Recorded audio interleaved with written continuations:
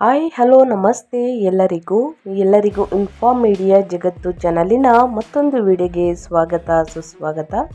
ಸ್ನೇಹಿತರೆ, ಎಲ್ಲರೂ ಹೇಗಿದ್ದೀರಾ? ಎಲ್ಲರೂ ಚೆನ್ನಾಗಿದ್ದೀರಾ ಅಂದ್ಕೊಂಡಿದ್ದೀನಿ.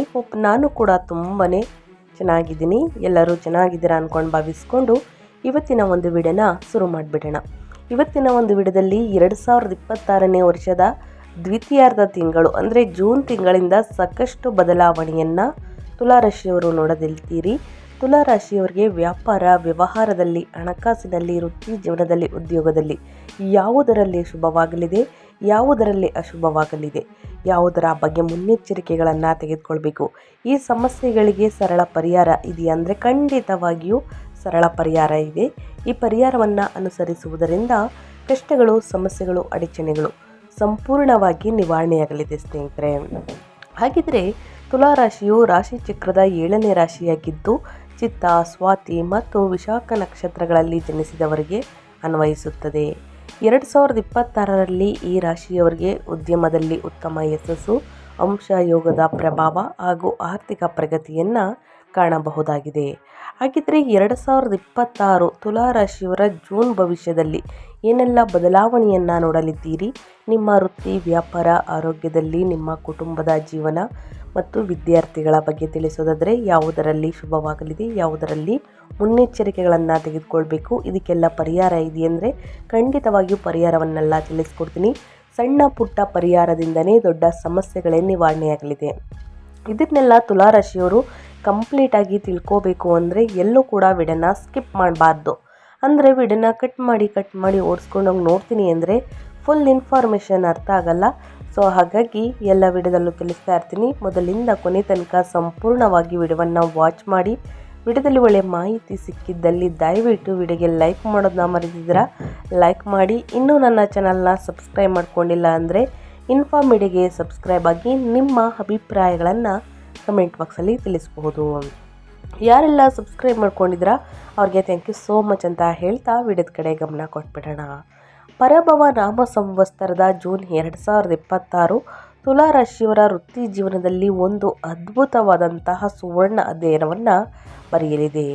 ಜೂನ್ 21ರಿಂದ ಅಂದರೆ ಕಳೆದ ಒಂದು ವರ್ಷದಿಂದ ನಿಮ್ಮ 9ನೇ ಮನೆಯಲ್ಲಿ ಸಂಚರಿಸುತ್ತಾ ನಿಮಗೆ ಅದೃಷ್ಟವನ್ನು ಕರುಣಿಸಿದಂತಹ ಗುರು ಭಗವಾನ್ ಜೂನ್ ತಿಂಗಳಲ್ಲಿ ಸ್ನೇಹಿತರೆ ಉಚ್ಚ ಸ್ಥಾನವನ್ನು ಪಡೆಯಲು ನಿಮ್ಮ 10ನೇ ಮನೆಗೆ ಕರ್ಕಟಕ್ಕೆ ಕರ್ಮದ ಸ್ಥಾನದಲ್ಲಿ ಪ್ರವೇಶಿಸುತ್ತಾರೆ.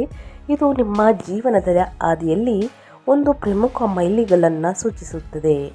ನಿಮ್ಮ ಕಠಿಣ ಪರಿಶ್ರಮಕ್ಕೆ ನೀವು ದುಪ್ಪಟ್ಟು ಪ್ರತಿಫಲವನ್ನು ಪಡೆಯುತ್ತೀರಿ. ಜೊತೆಗೆ ಸಮಾಜದಲ್ಲಿ ಅತ್ಯುತ್ತಮ ಮನ್ನಣೆಯನ್ನು ಗಳಿಸುವಿರಿ. ಇದಕ್ಕೆ ಪೂರಕವಾಗಿ ನಿಮ್ಮ ರಾಶಿಯ ಅಧಿಪತಿಯಾಗಿರುವಂತಹ ಶುಕ್ರನು ವೃತ್ತಿ ಸ್ಥಾನದಲ್ಲಿ ಗುರುವಿನೊಂದಿಗೆ ಸೇರಿಕೊಂಡು ಅಸಾಧಾರಣ ರಾಜಯೋಗವನ್ನು ಪ್ರಚೋದಿಸುತ್ತಾನೆ. ತಿಂಗಳ ದ್ವಿತೀಯಾರ್ಧದಲ್ಲಿ ಅದ್ಭುತವಾದ ವ್ಯಾಪಾರದ ಲಾಭಗಳನ್ನು ಸುರಿಸಿದರು. 8ನೇ ಮನೆಗೆ ಮಂಗಳನ ಆಗಮನದಿಂದಾಗಿ ತಿಂಗಳ ದ್ವಿತೀಯಾರ್ಧದಲ್ಲಿ ವೈಯಕ್ತಿಕ ಸಂಬಂಧಗಳು ಮತ್ತು ಆರೋಗ್ಯದ ವಿಚಾರಗಳಲ್ಲಿ ನೀವು ಅಳೆದು ತೂಗಿ ತಾಳ್ಮೆ ಕಾಪಾಡಿಕೊಳ್ಳುವುದು ಬಹಳ ಅಗತ್ಯವಿದೆ ಅಂತಲೇ ಹೇಳ್ಬೋದು. ಅಷ್ಟಮ ಕುಜನ ಬಗ್ಗೆ ಎಚ್ಚರಿಕೆ ವಹಿಸಬೇಕಾಗುತ್ತದೆ. ಜೂನ್ 21ರಂದು 8ನೇ ಮನೆಗೆ ಮಂಗಳನ ಆಗಮನವು ತಿಂಗಳ ಅಂತ್ಯದಲ್ಲಿ ವೈವಾಹಿಕ ಘರ್ಷಣೆಗಳು ಮತ್ತು ಪ್ರಯಾಣದ ಅಡಚಣೆಗಳನ್ನು ಸೂಚಿಸುತ್ತಿದೆ. ಆದಷ್ಟು ತಾಳ್ಮೆಯಿಂದ ವರ್ತಿಸುವುದು ನಿಮಗೆ ಅತ್ಯುತ್ತಮ ಆಯ್ಕೆಯಾಗಿದೆ ಅಂತಲೇ ಹೇಳ್ಬೋದು. ಇನ್ನು ನಿಮ್ಮೊಂದಿಗಿರುವಂತಹ ಅದೃಷ್ಟ ಜೂನ್ ತಿಂಗಳ ದ್ವಿತೀಯಾರ್ಧದ ನಂತರ 9ನೇ ಮನೆಯಾದ ಭಾಗ್ಯದ ಸ್ಥಾನದಲ್ಲಿ ಸೂರ್ಯನ ಸಂಚಾರವು ನಿಮ್ಮೆಲ್ಲ ಉಪಕ್ರಮಗಳಲ್ಲಿ ಅದೃಷ್ಟವನ್ನು ತುಂಬುತ್ತದೆ. ತುಲಾರಾಶಿಯವರಿಗೆ ನೀವು ಪ್ರಾರಂಭಿಸುವಂತಹ ಪ್ರತಿಯೊಂದು ರಚನಾತ್ಮಕ ಕಾರ್ಯವು ಯಶಸ್ವಿಯಾಗಿ ಪೂರ್ಣಗೊಳ್ಳುತ್ತದೆ. ಅದೇ ರೀತಿ ರಾಜಯೋಗ, ವೃತ್ತಿ ಜೀವನದಲ್ಲಿ ಭವ್ಯವಾದಂತಹ ರಾಜಯೋಗ. ನಿಮ್ಮ 10ನೇ ಮನೆಯಾದ ವೃತ್ತಿ ಸ್ಥಾನಕ್ಕೆ ಗುರು ಭಗವಾನ್ ಉಚ್ಚ ಸ್ಥಿತಿಯಲ್ಲಿ ಪ್ರವೇಶಿಸುವುದು ನಿಮ್ಮ ಕಾರ್ಪೊರೇಟ್ ಸ್ಥಾನಮಾನವನ್ನು ಉನ್ನತ ಮಟ್ಟಕ್ಕೆ ಏರಿಸುತ್ತದೆ. ಇದು ನಿಮ್ಮ ಸಾಮಾಜಿಕ ಗೌರವ ಮತ್ತು ವೃತ್ತಿಪರ ಪ್ರಭಾವವನ್ನು ಅಪಾರವಾಗಿ ಹೆಚ್ಚಿಸುತ್ತದೆ. ಒಟ್ಟಾರೆಯಾಗಿ ಹೇಳಬೇಕು ಅಂದರೆ ಏನೆಲ್ಲ ಬದಲಾವಣೆಯನ್ನು ನೋಡಲಿದ್ದೀರಿ ಅನ್ನೋದನ್ನ ಕಂಪ್ಲೀಟಾಗಿ ತಿಳಿಸ್ಕೊಟ್ಟಿದ್ದೀನಿ. ಇನ್ನು ಶುಕ್ರ 1 ಮತ್ತು 8ನೇ ಅಧಿಪತಿಯಾಗಿರುವಂತಹ ನಿಮ್ಮ ಲಗ್ನಾಧಿಪತಿಯಾಗಿರುವಂತಹ ಶುಕ್ರ 9ನೇ ಮನೆ ಮತ್ತು 10ನೇ ಮನೆಯಲ್ಲಿ ಸಂಚಾರವನ್ನು ಮಾಡುತ್ತಿದ್ದಾರೆ. ಜೂನ್ ತಿಂಗಳಲ್ಲಿ 9ನೇ ಮನೆಯಲ್ಲಿದ್ದು ಅದೃಷ್ಟವನ್ನು ನೀಡುತ್ತಾರೆ. ಆನಂತರ ಉಚ್ಚ ಗುರುವಿನೊಂದಿಗೆ ಸೇರಲು 10ನೇ ಮನೆಗೆ ಪ್ರವೇಶಿಸಿ ಅಪಾರ ವೃತ್ತಿ, ವರ್ಚಸ್ಸು ಮತ್ತು ಭೌತಿಕ ಯಶಸ್ಸನ್ನು ತರುತ್ತಾರೆ. ಒಟ್ಟಾರೆಯಾಗಿ ಏನೆಲ್ಲ ಬದಲಾವಣೆಯನ್ನು ತುಲಾರಾಶಿಯವರು ನೋಡಲಿದ್ದೀರಿ, ಯಾವುದರ ಬಗ್ಗೆ ಎಚ್ಚರಿಕೆ ವಹಿಸಬೇಕು ಅನ್ನೋದನ್ನ ಇವಾಗ ಒಂದೊಂದಾಗಿ ತಿಳಿಸ್ಕೊಡ್ತಾ ಹೋಗ್ತೀನಿ. ಮೊದಲನೇದಾಗಿ ವಿದ್ಯಾರ್ಥಿಗಳ ಬಗ್ಗೆನೇ ತಿಳಿಸ್ಕೊಡ್ತೀನಿ, ಯಾಕಂದರೆ ಜಾಸ್ತಿ ಅವರೇ ಕಮೆಂಟ್ ಮಾಡೋದು ನನಗೆ. ಸೊ ಹಾಗಾಗಿ ಮೊದಲು ಅವ್ರ ಬಗ್ಗೆನೇ ತಿಳಿಸ್ಕೊಟ್ಬಿಡ್ತೀನಿ.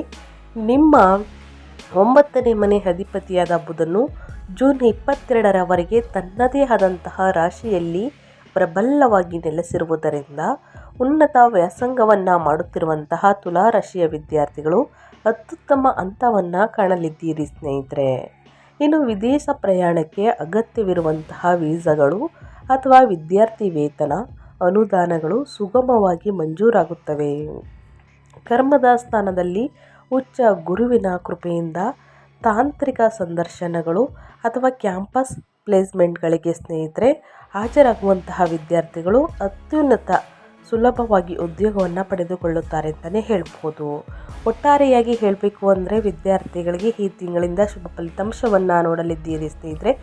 ನಿಮ್ಮ ಕಷ್ಟಕ್ಕೆ ಅದೃಷ್ಟ ಒಲಿಯಲಿದೆ ಅಂತಲೇ ಹೇಳ್ಬೋದು. ಇನ್ನು ಅದೇ ರೀತಿ ಮುಂದಿನದಾಗಿ ಹೇಳೋದಾದರೆ ಕುಟುಂಬ ಮತ್ತು ವೈಯಕ್ತಿಕ ಜೀವನದ ಬಗ್ಗೆ ಏನೆಲ್ಲ ಬದಲಾವಣೆಯನ್ನು ನೋಡಲಿದ್ದೀರಿ ಅಂದರೆ, ಈ ಜೂನ್ ತಿಂಗಳು ಕೌಟುಂಬಿಕ ಜೀವನವು ಮಿಶ್ರ ಫಲಿತಾಂಶಗಳನ್ನು ಮಿಶ್ರಣವನ್ನು ಪ್ರದರ್ಶಿಸುತ್ತದೆ. 10ನೇ ಮನೆಯಲ್ಲಿರುವ ಶುಭ ಗ್ರಹಗಳು ನಿಮ್ಮ ವೃತ್ತಿ ಜೀವನದ ಸಾಧನೆಗಳನ್ನು ಇಡೀ ಕುಟುಂಬವು ಸಂತೋಷದಿಂದ ಆಚರಿಸುವುದನ್ನು ಖಚಿತಪಡಿಸುತ್ತದೆ.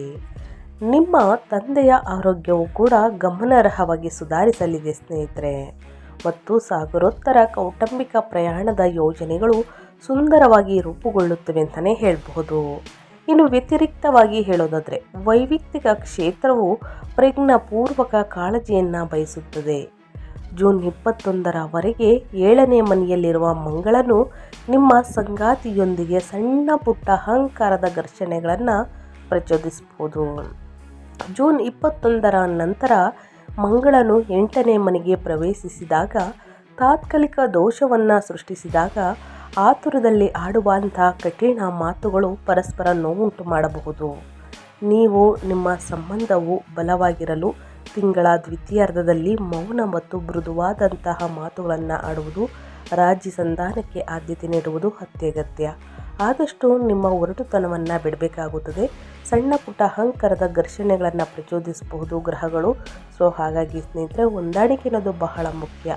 ಸೊ ಹಾಗಾಗಿ ಒರಟುತನವನ್ನು ಬಿಡಿ. ನಿಮ್ಮ ಬ್ಯಾಡ್ ಹ್ಯಾಬಿಟ್ಸ್ನ ಬಿಟ್ಟಿದ್ದಲ್ಲಿ ನಿಮ್ಮ ಕುಟುಂಬದಲ್ಲಿ ಯಾವುದೇ ಸಮಸ್ಯೆಗಳು ಕಾಣಬರುವುದಿಲ್ಲ. ಸಮಸ್ಯೆಗಳು ಕಂಡು ಬಂದಿದ್ದಲ್ಲಿ ಅಲ್ಲಿಗಲ್ಲೇ ಬಗೆಹರಿಸ್ಕೊಳ್ಳಿ, ರಾಜಿ ಸಂಧಾನಕ್ಕೆ ಆದ್ಯತೆ ನೀಡಿ ಅಂತ ಹೇಳ್ತಾ, ಇನ್ನು ಮುಂದಿನದಾಗಿ ಹೇಳೋದಾದರೆ ನಿಮ್ಮ ಹೆಲ್ತ್ ಬಗ್ಗೆ, ಅಂದರೆ ನಿಮ್ಮ ಆರೋಗ್ಯದಲ್ಲಿ ಏನೆಲ್ಲ ಬದಲಾವಣೆಗಳು ಕಂಡು ಬರಬಹುದು, ಯಾವುದರ ಬಗ್ಗೆ ಎಚ್ಚರಿಕೆ ವಹಿಸಬೇಕು ತುಲಾರಾಶಿಯವರು ಅಂತ ನೋಡೋದಾದರೆ, ವೃತ್ತಿ ಸ್ಥಾನದಲ್ಲಿ ಬಲವಾದಂತಹ ಗುರುವಿನೊಂದಿಗೆ ನಿಮ್ಮ ರಾಶಿಯ ಅಧಿಪತಿ ಶುಕ್ರನು ಸೇರಿರುವುದರಿಂದ ನಿಮ್ಮ ದೇಹದ ರೋಗ ನಿರೋಧಕ ಶಕ್ತಿ ಮತ್ತು ದೈಹಿಕ ಕಾಂತಿಯು ಅತ್ಯುತ್ತಮವಾಗಿರುತ್ತದೆ. ದೀರ್ಘಕಾಲದಿಂದ ಕಾಡುತ್ತಿದ್ದಂತಹ ಯಾವುದೇ ಸಣ್ಣ ಪುಟ್ಟ ಆರೋಗ್ಯ ಸಮಸ್ಯೆಗಳು ವೇಗವಾಗಿ ಗುಣಮುಖವಾಗಲು ಪ್ರಾರಂಭಿಸುತ್ತವೆ. ಅದಾಗೋ ಜೂನ್ 21ರ ನಂತರ ನಿಮ್ಮ 8ನೇ ಮನೆಗೆ ಋಷಭಕ್ಕೆ ಮಂಗಳನ ಆಗಮನವು ಸ್ಪಷ್ಟ ಎಚ್ಚರಿಕೆಯ ಸಂಕೇತವನ್ನು ನೀಡುತ್ತದೆ. ಅಷ್ಟಮ ಕುಜನ ಸಂಚಾರವು ಹಠಾತ್ ಜಾರಿ ಬೀಳುವುದು, ಕಿರಿಕಿರಿಯಲ್ಲಿನ ಏರಿಕೆ, ರಕ್ತದೊತ್ತಡದಲ್ಲಿ ಸಣ್ಣ ಪುಟ್ಟ ವ್ಯತ್ಯಾಸಗಳನ್ನು ಉಂಟು ಮಾಡಬಹುದು. ಆದಷ್ಟು ವಾಹನಗಳನ್ನು ಚಲಾಯಿಸುವಾಗ, ಅಂದರೆ ವಾಹನಗಳನ್ನು ಓಡಿಸುವಾಗ ಫೋನ್ ಕರೆಗಳನ್ನು ನಿರ್ವಹಿಸುವುದು ಅಥವಾ ಅತಿವೇಗದಿಂದ ದೂರವಿರುವುದು ಅತ್ಯಂತ ನಿರ್ಣಾಯಕ. ಇನ್ನು ಟ್ರಾಫಿಕ್ ನಿಯಮಗಳನ್ನು ಕಡ್ಡಾಯವಾಗಿ ಫಾಲೋ ಮಾಡಿ. ಬೆಲ್ಟ್ ಹಾಕುವುದು, ಹೆಲ್ಮೆಟ್ ಧರಿಸುವುದು ಇದೆಲ್ಲವೂ ಕೂಡ ಬಹಳ ಮುಖ್ಯ ಸ್ನೇಹಿತರೆ. ನಿಮ್ಮ ಆರೋಗ್ಯದ ಕಡೆ ಅತಿ ಹೆಚ್ಚಾಗಿ ಗಮನ ನೀಡಬೇಕಾಗುತ್ತದೆ. ಪ್ರತಿದಿನ ಯೋಗ, ಧ್ಯಾನ, ಉಸಿರಾಟದ ವ್ಯಾಯಾಮಗಳನ್ನು, ಪ್ರಾಣಾಯಾಮವನ್ನು, ಮೆಡಿಟೇಷನನ್ನು ಅಳವಡಿಸಿಕೊಳ್ಳುವುದು ನಿಮ್ಮ ಮನಸ್ಸನ್ನು ಗಮನಾರ್ಹವಾಗಿ ಶಾಂತವಾಗಿರಿಸುತ್ತದೆ. ಇನ್ನು ಅದೇ ರೀತಿ ಜಾರಿ ಬೀಳುವುದು, ಕಿರಿಕಿರಿಯಲ್ಲಿನ ಏರಿಕೆ ಮತ್ತು ರಕ್ತದೊತ್ತಡದಲ್ಲಿ ಸಣ್ಣ ಪುಟ್ಟ ವ್ಯತ್ಯಾಸ ಉಂಟಾಗಬಹುದು. ಸೊ ಹಾಗಾಗಿ ಕುಜನ ಸಂಚಾರದಿಂದ ಸ್ನೇಹಿತರೆ ಆದಷ್ಟು ಜೋಪಾನವಾಗಿ ಇರುವುದು ಬಹಳ ಮುಖ್ಯ. ಇನ್ನು ಅದೇ ರೀತಿ ಹೇಳೋದಾದರೆ ನಿಮ್ಮ ಹಣಕಾಸಿನ ಬಗ್ಗೆ ಆರ್ಥಿಕ ಸ್ಥಿತಿ ಹೇಗಿರಲಿದೆ, ಯಾವುದರ ಬಗ್ಗೆ ಎಚ್ಚರಿಕೆ ವಹಿಸಬೇಕು ಅನ್ನೋದನ್ನ ನೋಡ್ತಾ ಹೋಗೋಣ. ಆರ್ಥಿಕವಾಗಿ ನಿಮ್ಮ ಜೀವನ ಮಟ್ಟವು ಏರಿಕೆಯಾಗಲಿದೆ. ನಿಮ್ಮ ವೃತ್ತಿ ಜೀವನದಲ್ಲಿ ಸಾಧಿಸಿದ ನಿರಂತರ ಪ್ರಗತಿಯು ನಿಮ್ಮ ಬ್ಯಾಂಕ್ ಬ್ಯಾಲೆನ್ಸನ್ನು ನೇರವಾಗಿ ಶ್ರೀಮಂತಗೊಳಿಸುತ್ತದೆ. ಜೂನ್ ದ್ವಿತೀಯಾರ್ಧದಿಂದ ಸೂರ್ಯನು 9ನೇ ಮನೆಗೆ ಮಿಥುನಕ್ಕೆ ಪ್ರವೇಶಿಸುವುದು ಇಂದಿನ ಹೂಡಿಕೆಗಳು ಅಥವಾ ಷೇರು ಮಾರುಕಟ್ಟೆಗಳ ಮೂಲಕ ಅದ್ಭುತವಾದಂತಹ ಆರ್ಥಿಕ ಅದೃಷ್ಟವನ್ನು ತೆರೆಯುತ್ತದೆ. ಪೂರ್ವಜರ ಆಸ್ತಿಗಳು ಅಥವಾ ಕೌಟುಂಬಿಕ ಆಸ್ತಿಗಳು ಯಶಸ್ವಿಯಾಗಿ ನಿಮ್ಮ ಹೆಸರಿಗೆ ನೋಂದಣಿಯಾಗುತ್ತವೆ ಸ್ನೇಹಿತರೆ. ನಿಮ್ಮ 2ನೇ ಅಧಿಪತಿಯಾದ ಮಂಗಳನು ಜೂನ್ 21ರವರೆಗೆ ಬಲವಾಗಿರುವುದರಿಂದ ನಿಯಮಿತ ಮನೆಯ ಆದಾಯವು ಸುಗಮವಾಗಿ ಹರಿಯುತ್ತದೆ. ತಿಂಗಳ ಕೊನೆಯಲ್ಲಿ 8ನೇ ಮನೆಯ ಪ್ರಭಾವದಿಂದಾಗಿ ತುಲಾರಾಶಿಯವರಿಗೆ ಆಟೋಮೊಬೈಲ್ ಸೇವೆ ಅಥವಾ ವಿಮೆ ಪ್ರೀಮಿಯಂಗಳಿಗೆ ಸ್ನೇಹಿತರೆ ಸಂಬಂಧಿಸಿದ ಖರ್ಚುಗಳು ಎದುರಾಗಬಹುದಾದರೂ ಅವು ನಿಮ್ಮ ಮೂಲಭೂತ ಆರ್ಥಿಕ ಭದ್ರತೆಗೆ ಯಾವುದೇ ರೀತಿಯಲ್ಲಿ ಭಂಗ ತರುವುದಿಲ್ಲ. ಹಾಗಾಗಿ ಒಳ್ಳೆಯದಕ್ಕೆ ಖರ್ಚನ್ನು ಮಾಡಲಿದ್ದೀರಿ, ಯೋಚಿಸಿ ನಿರ್ಧಾರಗಳನ್ನು ತೆಗೆದುಕೊಳ್ಳಿ. ಹೂಡಿಕೆಯನ್ನು ಮಾಡ್ತೀನಿ ಅಂದರೆ ಖಂಡಿತವಾಗಿಯೂ ಜೂನ್ ಕೊನೆಯ ದಿನಗಳು ಹೂಡಿಕೆಯನ್ನು ಮಾಡಿ ಸ್ನೇಹಿತರೆ. ಇದರಿಂದ ಮುಂದಿನ ದಿನಗಳಲ್ಲಿ ನೀವೇ ನೋಡಲಿದ್ದೀರಿ ಲಾಭವನ್ನು. ಇನ್ನು ಅದೇ ರೀತಿ ವ್ಯಾಪಾರ ಮತ್ತು ಸ್ವಯಂ ಉದ್ಯೋಗದ ಬಗ್ಗೆ ಹೇಳೋದಾದರೆ ನಿಮ್ಮ ಬಿಸ್ನೆಸ್ಸಲ್ಲಿ ಏನೆಲ್ಲ ಬದಲಾವಣೆಗಳು ಕಂಡು ಬರಬಹುದು ಅನ್ನೋದನ್ನ ನೋಡೋದಾದರೆ ಸ್ವತಂತ್ರ ಉದ್ಯಮಿಗಳು ತಿಂಗಳ ದ್ವಿತೀಯಾರ್ಧದಲ್ಲಿ ಲಾಭದಾಯಕ ಆರ್ಥಿಕ ಹರಿವನ್ನು ಅನುಭವಿಸುತ್ತಾರೆ. ನಿಮ್ಮ 7ನೇ ಅಧಿಪತಿಯಾದ ಮಂಗಳನು ಜೂನ್ 21ರವರೆಗೆ ತನ್ನದೇ ಆದ ಮನೆಯಲ್ಲಿ ನೆಲೆಸಿರುವುದರಿಂದ ನೀವು ಕೈಗೊಳ್ಳುವಂತಹ ದಿಟ್ಟ ಮತ್ತು ದೃಢವಾದ ಹೆಜ್ಜೆಗಳು ಭವ್ಯವಾದಂತಹ ಲಾಭವನ್ನು ನೀಡುತ್ತವೆ. ಸೌಂದರ್ಯವರ್ಧಕಗಳು, ಬಟ್ಟೆ, ಫ್ಯಾಷನ್, ಮಾಧ್ಯಮ, ನೆಟ್ವರ್ಕ್ಗಳು, ಕೃಷಿ ಮತ್ತು ವಾಣಿಜ್ಯ ಎಂಜಿನ್ಗಳ ವ್ಯವಹಾರದಲ್ಲಿ ಇರುವವರಿಗೆ ನಿಮ್ಮ ವೃತ್ತಿ ಸ್ಥಾನದಲ್ಲಿ ಗುರು ಶುಕ್ರರ ಸಂಯೋಜನೆಯು ಅತ್ಯುತ್ತಮ ಬ್ರ್ಯಾಂಡ್ ಇಮೇಜನ್ನು ನಿರ್ಮಿಸುತ್ತದೆ. ಆದಾಗ್ಯೂ ಜೂನ್ 21ರಂದು ಮಂಗಳನು 8ನೇ ಮನೆಗೆ ಪ್ರವೇಶಿಸಿದಾಗ ಆಡಿಟ್ಗಳು ಅಥವಾ ಲೆಕ್ಕಪತ್ರಗಳ ಬಗ್ಗೆ ವ್ಯಾಪಾರ ಪಾಲುದಾರರೊಂದಿಗೆ ಸಣ್ಣ ಪುಟ್ಟ ಆಡಳಿತಾತ್ಮಕ ವಿವಾದಗಳು ಉದ್ಭವಿಸಬಹುದು. ಹಾಗಾಗಿ ಹೊಸ ಹೂಡಿಕೆಗಳನ್ನು ಮಾಡುವ ಮೊದಲು ಸ್ನೇಹಿತರೆ ಎಲ್ಲ ದಾಖಲೆಗಳನ್ನು ಸಂಪೂರ್ಣವಾಗಿ ಪರಿಶೀಲಿಸುವುದು ಜಾಣತನವಾಗಿದೆ.